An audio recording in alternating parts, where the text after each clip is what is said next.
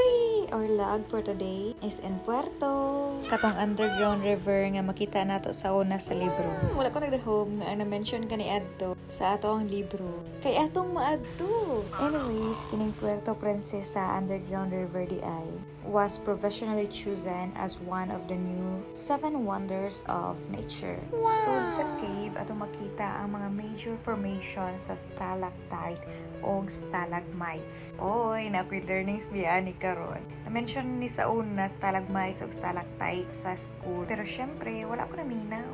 Mauday niya ang uban sa mga maka-amaze nga formation sa stalagmites o naasad tayo mga formation sa stalactite. I-differentiate na ko ang kalahian sa stalactite o sa stalagmite aron mas masabtan sa uban. Ang akong di mailhan sa stalactite, which is T for top, and stalagmite is G for ground.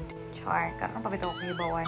Malibog sa na sa una. Kay talibagbag ko nag-discuss among maestra. Nasa ti mga makita daring mga kwaknit.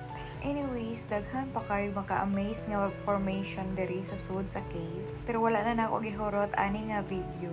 Kay mas maayo og kamo mismo ang makaadto ug maka-experience aron dili lang tataman sa pagpaminaw sa gidiscuss sa atong libro. Sige lang, kung dili karon, basin di ay pohon. Di na to mahibawa ng panahon.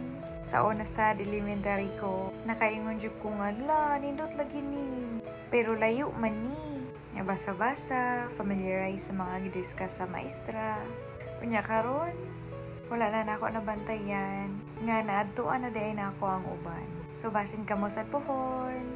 Time flies. Bye!